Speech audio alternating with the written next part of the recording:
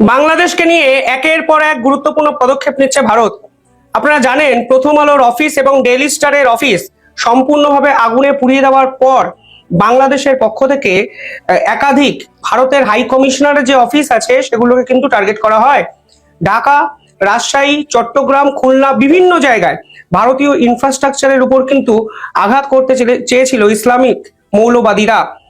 এক্ষেত্রে ভারতের পক্ষ থেকে যারা অ্যাসিস্ট্যান্ট হাই কমিশনের অফিস, যেটি চট্টগ্রামে অবস্থিত ছিল, সেটিকে টার্গেট করা হয়েছিল। সেই ধরনের সেই ঘটনার সঙ্গে জড়িত দুই ইসলামিস্টের নাম কিন্তু ভারতের পক্ষ থেকে বাংলাদেশকে দিয়ে দেওয়া হয়। এটি একটি পাল্টা চাপ তৈরির খেলা। পরিষ্কার বার্তা, দেখো ভাই, আমরা আমাদের ইন্টেল রিপোর্টকে কাজে লাগিয়ে এই দুজনের নাম পেয়েছি এবং এদের নেতৃত্বেই আমাদের হাই কমিশনারের অফিসকে টার্গেট করা হয়েছে।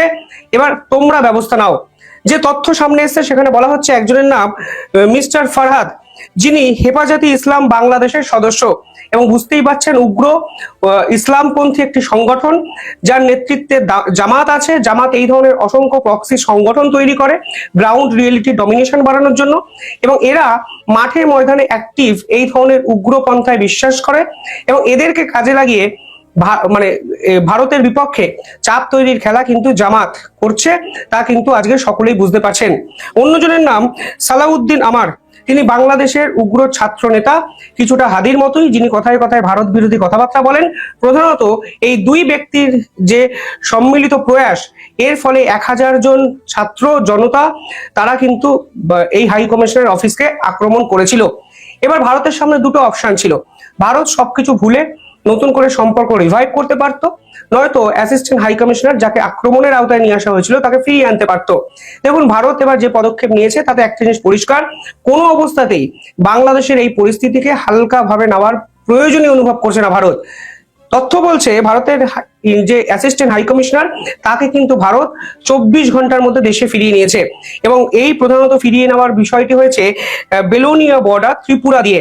অর্থাৎ অ্যাসিস্ট্যান্ট হাই কমিশনারকে বাংলাদেশ থেকে ফিরিয়ে নিয়ে ভারত স্পষ্ট মোহাম্মদ ইউনূসকে বার্তা দিল যে তোমাদের সঙ্গে সম্পর্ক রাখার আর কোনো প্রয়োজনীয়তা আমরা অন্তত মনে করছি না। কালকেই কিন্তু এই আভাসটা পাওয়া গেছিল। দেখুন, ভিসা অফিস হঠাৎ করে বন্ধ করে দেওয়া মানে তোমাদের দেশের নাগরিক আমাদের দেশে আর ঢুকবে না। যতদিন না তোমরা আমাদেরকে সম্মান দিচ্ছ এবং আমাদের সঙ্গে সম্পর্ক নতুন করে রিভাইভ করছো, ততদিন আমাদের দেশে আসার প্রয়োজনীয়তা কি? আর দেখুন, বাংলাদেশে হিন্দু মুসলমান এই সমস্যাটা কিন্তু একটা রিয়েল সমস্যা আধুনিক এবং বর্তমান সময়। কালকে যেভাবে এক হিন্দু যুবককে নৃশংসভাবে হত্যা করা হয়েছে, তার কিন্তু প্রতিবাদ বাংলাদেশের সর্বস্তর থেকে আসা উচিত ছিল, কিন্তু সেটা কিন্তু আসেনি। এবার ভিসা অফিস বন্ধ করে দেওয়ার পর আমরা দেখলাম বাংলাদেশের নাগরিকরা প্রশ্ন তুলছে, কেন ভারত আমাদের ভিসা অফিস বন্ধ করে দিল? আমরা ডাক্তার দেখাতে কোথায় যাব? আমাদের চিকিৎসার প্রয়োজনে আমরা কোথায় যাব? এবং তারা মোহাম্মদ ইউনূসের উপর ক্ষুব্ধ হয়ে যায়। আজকের দিনে দাঁড়িয়ে তো এই প্রশ্ন ওঠে যে তোমরা যদি হিন্দুদের এতটাই ঘৃণা করো, তাহলে হিন্দু ডাক্তার দেখাতে ভারতবর্ষে কেন আসতে চাইছো? আমি খুব একটা ভিডিওতে হিন্দু মুসলমান সংখ্যালঘু সংখ্যাগুরু এই রকম ফ্যাক্ট নিয়ে ভিডিও বানাই না, কিন্তু আজকের দিনে দাঁড়িয়ে জিওপলিটিক্যাল সাবজেক্টের সঙ্গে, অন্তত বাংলাদেশ এবং ভারতের পরিস্থিতির সঙ্গে হিন্দু মুসলমান এই দুটো শব্দ এবং এই দুটো বিষয় সমার্থক হয়ে গেছে। ফলে আপনি আর অ্যাভয়েড করে সবসময় ধর্ম নিরপেক্ষতার অ্যাঙ্গেলে এটাকে ব্যাখ্যা করতে পারবেন না। কারণ মনে রাখতে হবে, বাংলাদেশে কালকে যে নৃশংস হত্যালীলা ঘটেছে তা কিন্তু অকারণে এক হিন্দু যুবককে কেন্দ্র করেই ঘটেছে, এবং যেভাবে গাছে বেঁধে তাকে জ্বালিয়ে দেওয়া হলো, যে ছবি আমি দেখাতে পারবো না, তার এক কথায় যদি আমি ব্যাখ্যা করতে চাই, কোনো শব্দই হয়তো আমার অভিধানে নেই, এবং আপনাকে কিন্তু তীব্র প্রতিবাদ এর করতেই হবে। পাশাপাশি কালকে বাংলাদেশে আরো একটি অভূতপূর্ব ঘটনা ঘটেছে। এবার বাংলাদেশের সাধারণ জনগণ এবং ছাত্র নেতারা উগ্রতায় এতটাই বিশ্বাস করতে শুরু করেছেন যে যাকে তাকে ধরে রয়ের এজেন্ট বলা শুরু করেছেন। কালকে একটি ভিডিও ভাইরাল হয়েছে যেখানে এক বাংলাদেশি যুবককে সাধারণ কিছু ইসলামিস্ট সম্প্রদায়ের মানুষ কিন্তু ঘিরে ধরেন এবং তার দাবি বা তাদের দাবি এই যুবক রয়ের এজেন্ট। এবার আপনি এই যুবকটাকে দেখুন।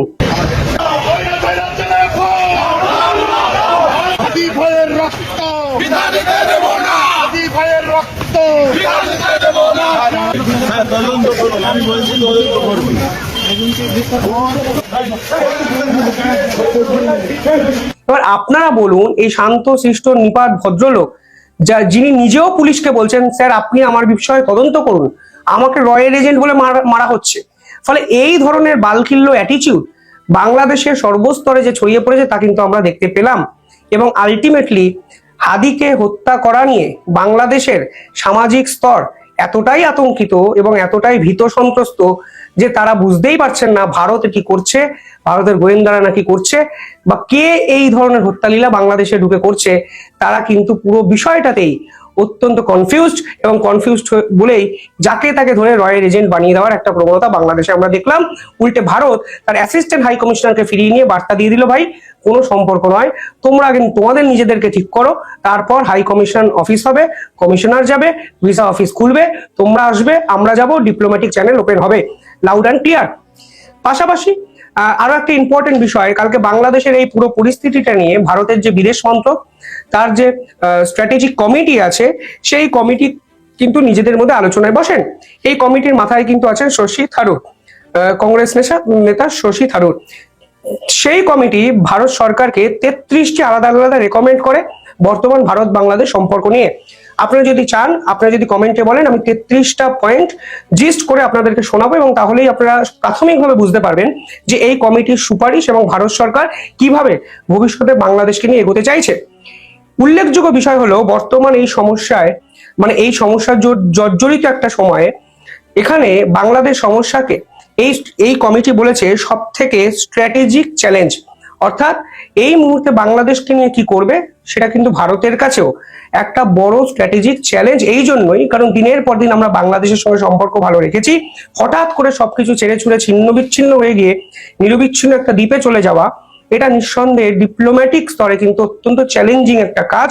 যদি এটা ভারত করতে পারে, এর ফিউচার কনসিকুয়েন্সটা কি হবে সেটাও কিন্তু ভাবার বিষয় আছে। এই কমিটি কিন্তু কালকে বিদেশ মন্ত্রককে বলেছে।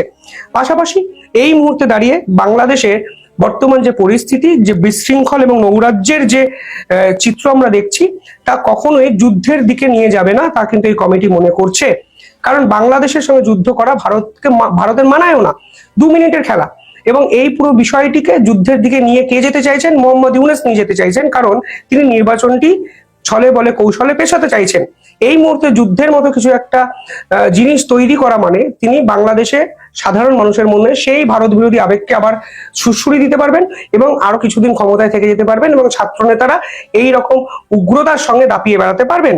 পাশাপাশি হাসিনাকে জায়গা দেওয়া নিয়েও এই কমিটি কিন্তু মানবিক দৃষ্টিভঙ্গি এই পার্টিকুলার টার্মের কথা বলেছেন, এবং বলেছেন এতে কোনো ভুল নেই, ভারত সরকার কোনো অবস্থাতেই কোনো ভুল এক্ষেত্রে করেনি। এবং এই মুহূর্তে ভারতের সব থেকে বড় চ্যালেঞ্জ বাংলাদেশে ইসলামিক মৌলবাদী শক্তির উত্থান। ফলে এই ধরনের একাধিক কথা সেই কমিটির বলেছে, এবং এই রেমেডিগুলোও সেই কমিটি কিছুটা সুপারিশ করেছে ভারত সরকারের বিদেশ দপ্তরকে। সব মিলিয়ে এটা বাস্তব, আজকের দিনে দাঁড়িয়ে আমরা এমন একটা দেশকে নিয়ে চর্চা করছি যারা হয়তো ভারতের সমতুল্যই নয়, না অর্থনীতিতে, না মিলিটারি ডিপ্লয়মেন্টে, না প্রভাব প্রতিপত্তি, আন্তর্জাতিক স্তরে গুরুত্ব, কোনো কিছুতেই ভারতের সমতুল্য নয়। কিন্তু এই মুহূর্তে ভারতের কাছে কিন্তু নিঃসন্দেহে বড় মাথা ব্যথার কারণ, তা শুধু আমি বলছি না, বিদেশ দপ্তরের এই পার্লামেন্টারিয়ান কমিটি তারাও কিন্তু বলছে। তবে সব মিলিয়ে ভারত অত্যন্ত গুরুত্বপূর্ণ কিছু পদক্ষেপ লাগাতার নিচ্ছে।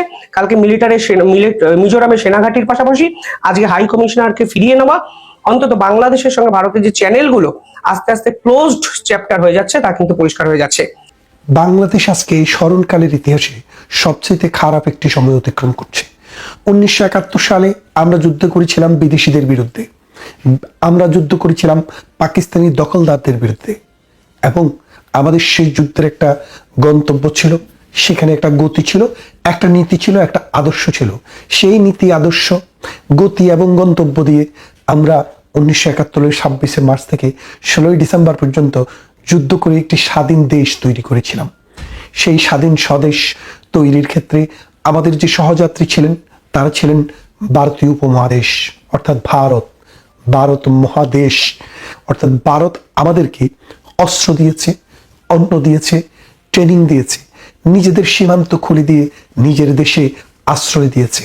শুধু কি তাই, 1 কোটি মানুষ 1971 সালে ভারতে আশ্রয় শিবিরে আশ্রয় নিয়েছিল জীবন বাঁচানোর জন্য, সম্ভ্রম বাঁচানোর জন্য, শিশুদের জীবন রক্ষা করার জন্য, বৃদ্ধদের জীবন রক্ষা করার জন্য। সেই ভারত উদারভাবে বাংলাদেশের পাশে এসে দাঁড়িয়েছিল। পৃথিবীর নানা দেশে ডিপ্লোমেসির মাধ্যমে বাংলাদেশের জন্য জনমত তৈরি করেছে। পৃথিবীর নানা দেশ থেকে অস্ত্র সংগ্রহ করে মুক্তিযোদ্ধাদেরকে দিয়েছে, গেরিলাদেরকে দিয়েছে।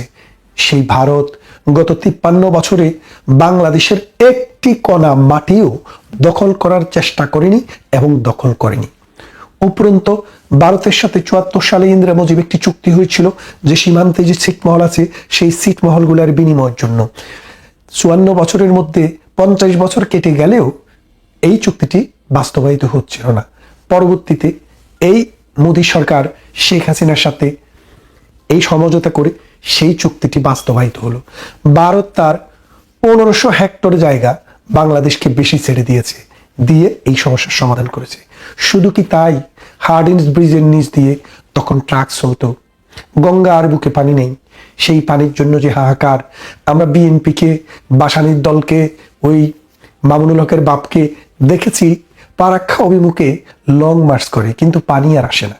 শেখ হাসিনা এসে ভারতের সাথে বন্ধুত্বের ভিত্তিতে একটি চুক্তি করলেন, গঙ্গার পানি চুক্তি। সেই গঙ্গার পানি চুক্তিটি 2026 সালের সেপ্টেম্বর মাসে শেষ হয়ে যাবে। মনে হচ্ছে আজকের দিনে যে অবস্থা, গঙ্গা আবার শুকিয়ে কাঠ হয়ে যাবে, চৌচির হয়ে যাবে গঙ্গার তলদেশ। কারণ ভারত গঙ্গা চুক্তি আর নবায়ন করবে না। কেন করবে না? কারণ শত্রু রাষ্ট্রের তালিকায় বাংলাদেশ এখন 3 নম্বরে। তাহলে আপনি আসুন দেখুন যে বাংলাদেশের ভবিষ্যৎটা কোথায় যাচ্ছে। যে ভারত 1971 সালে আমাদেরকে সহযোগিতা করেছে, গঙ্গার পানি চুক্তি করেছে, যেই ভারত আমাদের সীমান্ত সমস্যার সমাধান করে দিয়েছে, ভারতের সাথে তালপট্টি অঞ্চলে আমাদের 25,000 বর্গ কিলোমিটার সমুদ্র সীমানা নিয়ে ডিসপিউট ছিল, সেটা ভারতের দখলে ছিল। আরবিট্রেশনের মাধ্যমে শেখ হাসিনার সাথে পরামর্শ করে মোদি সেটারও সমাধান করে দিলেন। সেখানে বাংলাদেশ পেল 21,500, ভারত পেল 4,500। না সরি, বাংলাদেশ পেল 20,500 আর ভারত পেল 4,500 বর্গ কিলোমিটার। তারপর সমাধান হলো। আজকে প্রধানমন্ত্রী শেখ হাসিনার ভারতে আশ্রয় নেওয়ার পর, আওয়ামী লীগের সরকারের পরাজয় হওয়ার পর, মৌলবাদী সন্ত্রাস যখন বাংলাদেশটাকে দখল করলো, মৌলবাদের গডফাদার ডক্টর ইউনূস যখন বাংলাদেশের ক্ষমতায় বসলো, বাংলাদেশকে বিক্রি করার যে নীল নকশা নিয়ে ডক্টর ইউনূস বাংলাদেশে ঢুকলো, সেই নীল নকশা ধীরে ধীরে ধীরে ধীরে বাংলাদেশকে ঘায়েল করতে শুরু করলো। এখন বাংলাদেশ তার বন্দরটি দিয়ে দিল আমেরিকাকে, আরেকটি বন্দরের দায়িত্ব দিয়ে দিল এই ডেনমার্ককে। আমাদের সমুদ্র সীমা এখন আর আমাদের হাতে নেই, বিদেশি বেনিয়াদের হাতে চলে গেছে বাংলাদেশের সমুদ্র সীমা। বাংলাদেশ এখন একটি বঙ্গুর রাষ্ট্র। এই বঙ্গুর রাষ্ট্রে আজকে প্রথম আলো ভাঙে, কালকে অমুকের বাড়ি ভাঙে, পরশুদিন অমুকের বিজনেস ভাঙে। এইভাবে করতে করতে বাংলাদেশটি ধ্বংসের দ্বার প্রান্তে চলে গেছে। ভারতকে হুমকি দেওয়া হচ্ছে, কূটনীতিক সমস্ত শিষ্টাচারকে লঙ্ঘন করে বলা হচ্ছে ভারতের 7 সিস্টারকে দখল করা হবে। ভারতের গতকাল থেকে, গত 2 দিন থেকে ভারতীয় হাই কমিশনে হামলা হচ্ছে, ভারতীয় দূতাবাসগুলোতে আক্রান্ত হচ্ছে, মানুষকে হত্যা করার চেষ্টা করা হচ্ছে, আর্মি পুলিশ দিয়েও থামানো যাচ্ছে না। এই লাল বদরেরা কারা? 1971 সালের আলবদররা নাম বদলিয়ে এখন লাল বদর হয়েছে। সেই লাল বদরদের সর্দারদের একজন ছিল হাদি, যিনি ইতিমধ্যে পরলোক গমন করেছেন। তার বিদায়ী আত্মার শান্তি কামনা করতে গিয়ে আগুন জ্বালানো হচ্ছে, রাস্তাঘাট ভাঙা হচ্ছে, 32 নম্বরের ভাঙা বাড়িতে আবার বুলডেজার চালানো হচ্ছে। এমনি করে এইভাবে যেই বাংলাদেশকে আপনারা দেখছেন, ভারতকে এত বড় প্রতিবেশীকে যে চ্যালেঞ্জ আপনারা ছুড়ে দিচ্ছেন, এর ফলাফল কি হবে? ভারত তার স্ট্র্যাটেজি ঠিক করছে। ভারতের স্ট্র্যাটেজি ঠিক করছে বাংলাদেশকে পুরোটা নিয়ে নিবে নাকি প্যারালাইজড করে দিবে। আপনারা ভাবছেন ভারতের কোনো ক্ষমতা নেই? না, ভারত তো খিস্তি খেউর করবে না। ভারত আপনার মতো রাস্তার বস্তির ছেলেমেয়েদের মতো হাহাকার এরকম গালিগালাজে লিপ্ত থাকবে না। ভারতের যে কাজ, আপনারা সেটা যদি দেখেন, সেটা যদি ঘটে যায়, এই বাংলাদেশটি আর থাকবে না।